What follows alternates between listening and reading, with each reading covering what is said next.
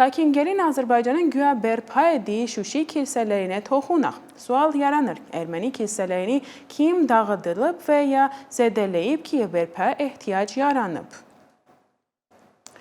Pravoslav elan edilən məbəd, yerli əhali tərəfindən qanac jam kimi tanınan kilsəsidir. Şuşi işğal etdiyi zaman bu kilsəyə heç bir zərər dəyməmişdi, lakin qısa müddət sonra Azərbaycan tərəfindən tamamilə dağıdıldı.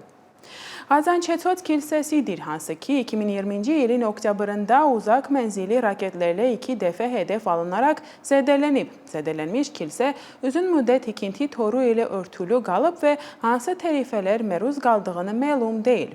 Azərbaycanın erməni mədəni irsini sistemli şəkildə məhv etməyə davam etməsi həm peyklə çəkilmiş fotoşəkillərlə, həm də beynəlxalq hüquq müdafiə təşkilatlarının hesabatlarına ilə sənədləşdirilmiş bir faktıdır.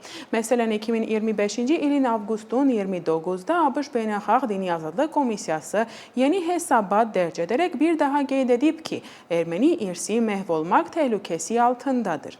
Komissiya ABŞ hökumətinə Dağlıq Qarabağa və ətraf ərazilərə dini və mədəni irsi yoxlamaq və sənədləşdirmək üçün beynəlxalq müstəqil müşahidəçilərinin səfərini dəstəkləməyi tövsiyə edib.